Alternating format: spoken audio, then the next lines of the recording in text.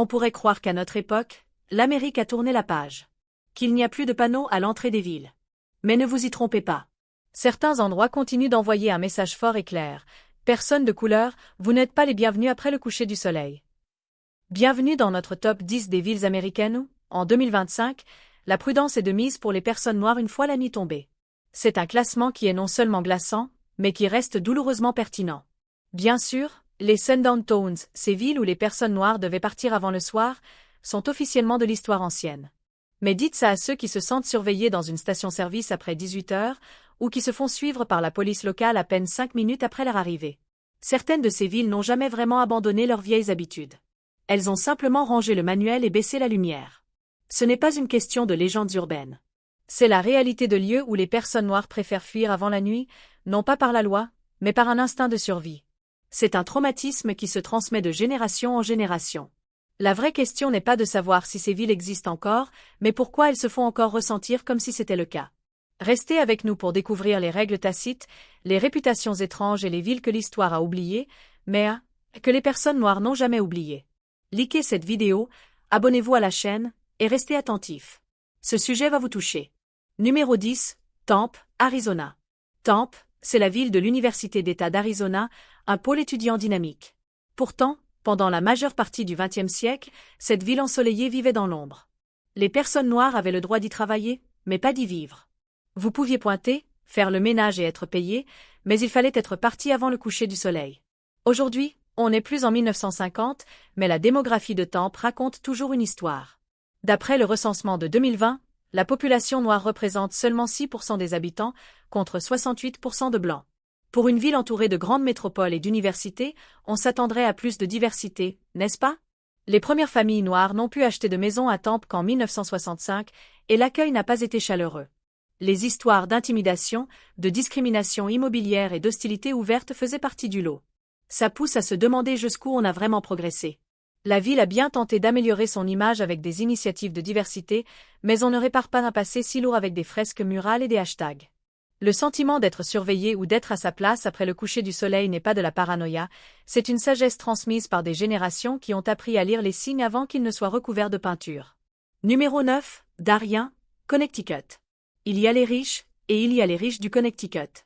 Bienvenue à Darien, une ville aux pelouses impeccables, aux maisons qui valent des millions et à une brochure qui a subtilement gommé la diversité. Ne vous laissez pas tromper par ses vues sur la côte et son ambiance de la Ivy League. Darien a un passé marqué par l'exclusion. Ce n'est pas pour rien que Darien a inspiré le livre Le Mur invisible dans les années 1950. L'ouvrage dénonçait la règle tacite, les agents immobiliers ne vendaient tout simplement pas de maisons aux familles noires ou juives. Pas de pancartes, pas de violence, juste un contrôle discret sur l'ordre social. Les chiffres actuels n'ont pas beaucoup changé. En 2020, la population noire de Darien représentait à peine 0,3% des 21 000 habitants. C'est moins de 70 personnes. La ville vous dira qu'elle n'est pas raciste, juste exclusive. Mais exclusive de quoi, au juste? L'accès, la culture, la réalité? La même ségrégation subtile qui gardait les quartiers blancs est maintenant camouflée en lois de zonage et en normes communautaires. En d'autres termes, si vous n'avez pas l'air de faire partie du décor, vous ne serez pas le bienvenu, surtout la nuit. Numéro 8, Jay, Floride. Jay, en Floride, n'apparaît pas dans les guides touristiques, et c'est probablement pour le mieux. Cette petite ville de moins de 600 habitants, nichée dans le comté de Santa Rosa, a fait les gros titres il y a près d'un siècle. Et les conséquences se font encore sentir. Dans les années 1920, la ville a éclaté en ce qui est désormais connu sous le nom d'émeute raciale de Jay. Des familles noires ont été chassées violemment, leurs maisons incendiées. Le message était clair, la ville n'est pas ouverte à tout le monde. Ces familles ne sont jamais revenues. Le traumatisme intergénérationnel a fait son œuvre. En 2020, le recensement américain indique que Jay est toujours à 98,8% blanche. Les personnes noires ne sont qu'une donnée statistique. Ce n'est pas une coïncidence, c'est un héritage. L'homogénéité déconcertante de la ville n'est pas le fruit du hasard. C'est le résultat d'une expulsion si minutieuse qu'elle a pratiquement réécrit l'ADN de la ville. Et la ville n'a reconnu publiquement son passé qu'assez récemment. Lorsque l'histoire est si lourdement ancrée, s'arrêter dans une telle ville peut donner l'impression d'être un intrus. Numéro 7, La Crosse, Wisconsin. La Crosse, ça sonne comme une ville paisible du Midwest. Mais sous son charme, se cache une histoire sombre. Pendant des décennies, les personnes noires en ont été tenues à l'écart. Que ce soit par la discrimination à l'embauche, les pactes immobiliers, ou une pression sociale déguisée en politesse, le message était sans équivoque. Cette ville n'est pas pour vous, surtout la nuit. En 2020, la population noire de la Crosse ne représentait que 2,2% des plus de 50 000 habitants. C'est moins que le nombre de personnes qui se disputent pour savoir quelle brasserie a la meilleure bière artisanale. Chose incroyable, en 2016, le conseil municipal de la Crosse a admis publiquement que la ville avait été une sundown town. La ville a bien mis en place des comités sur la diversité, mais les changements symboliques n'effacent pas l'exclusion systémique. On vous dira que ce n'est plus pareil, mais les regards, le silence et la façon dont les gens verrouillent leurs portes de voiture au feu rouge sont une réalité. L'apologie de la Crosse s'apparente à une étiquette qu'on porte lors d'un séminaire. Elle est visible, mais loin d'être un changement profond. Numéro 6, Sullivan, Missouri.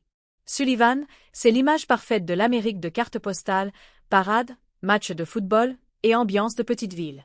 Mais derrière cette façade se cache un passé et un présent qui disent clairement aux personnes noires, cette ville n'est pas la vôtre après le coucher du soleil. Il y avait même un panneau à l'entrée de la ville jusque dans les années 1990. Oui, les années 90, quand la musique pop était à son apogée, Sullivan envoyait un message clair. Continuez votre chemin. Aujourd'hui, la population noire de la ville est d'Aix en grave peine 0,5%. C'est ce qui arrive quand toute une population apprend pendant des générations que cet endroit n'est pas fait pour elle. En 2014, Sullivan a fait la une des journaux nationaux lorsqu'un étudiant a fait une apparition en blackface. Des membres de la communauté ont défendu cet acte en le présentant comme une tradition locale. Le danger à Sullivan ne se manifeste pas par des insultes bruyantes, mais par une culture qui rappelle constamment aux étrangers, surtout s'ils sont noirs, qu'ils n'ont pas leur place. Sullivan ne jette pas de coups de poing. Elle lance des regards, des politiques et de longs silences. Et c'est ce qui la rend dangereuse. Numéro 5, Minden, Nevada. Chaque soir à 18h, une sirène retentissait dans la petite ville de Minden. Pour les étrangers, ça semblait être une tradition charmante. Mais pour la tribu locale et ceux qui connaissent l'histoire de Minden, c'était un signal d'expulsion raciale. Cette sirène servait à dire aux Amérindiens de quitter la ville avant la nuit. Elle a été utilisée jusqu'en 2023.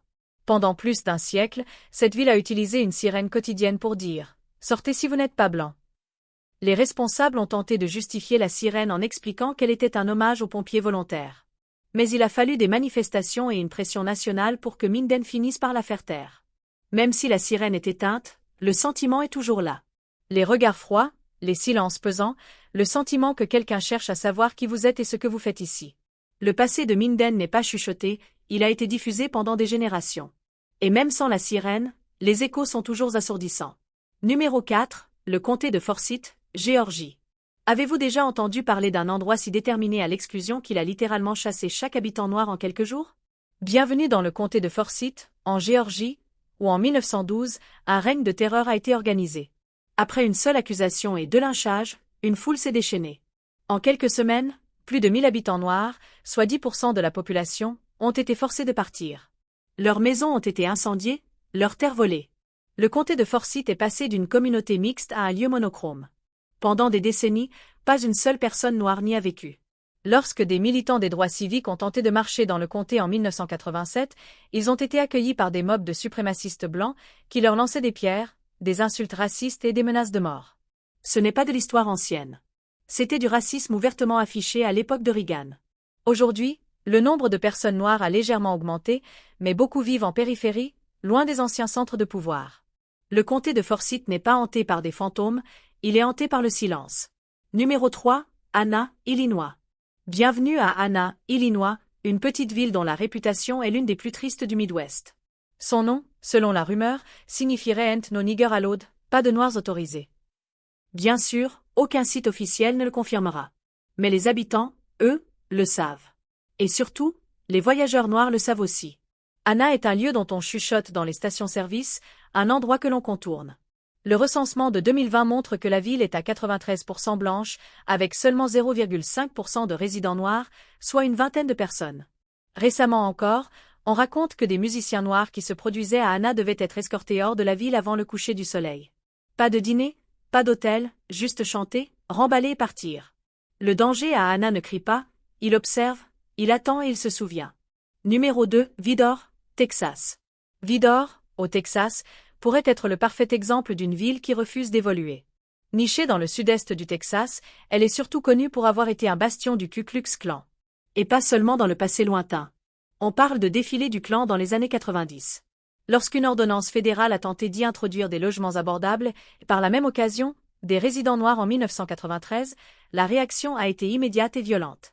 Un homme noir qui avait eu le courage de s'installer a vu des briques lancées à travers sa fenêtre.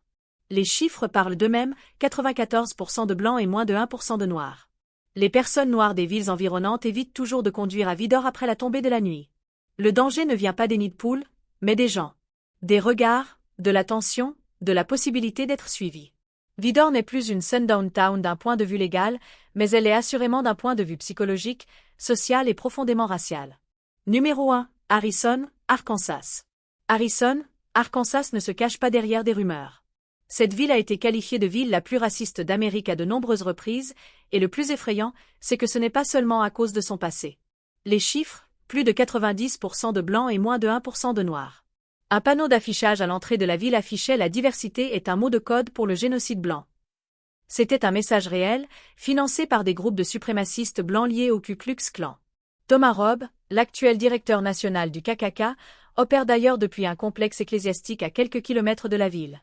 En 2020, un homme noir tenant une pancarte Black Lives Matter a été la cible d'insultes et de menaces. Le sentiment de haine n'est pas juste une question d'histoire. C'est quelque chose qui vit et respire. Bien que la ville affirme vouloir changer, les actions n'ont pas encore réussi à faire cesser la réputation de cet endroit.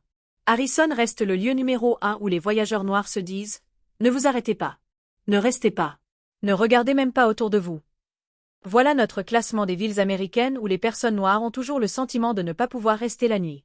Pas à cause de la loi, mais à cause du silence assourdissant de la complicité. Combien d'autres villes auraient dû figurer sur cette liste? Avant que quelqu'un ne commente en disant « C'était il y a longtemps », demandons-nous si le temps seul pouvait résoudre le problème, ne serait-il pas déjà résolu? Quand on arrive en 2025 et que des gens se partagent encore des mises en garde de voyage, évitent les stations-service la nuit ou modifient leur itinéraire pour éviter des villes entières, ce n'est pas une histoire du passé. C'est une expérience du présent. Il ne s'agit pas de diaboliser les petites villes. Il s'agit de pointer du doigt ces lieux qui n'ont jamais vraiment quitté l'ère des sundown towns. Ils ont juste éteint la sirène, mais le sentiment est resté.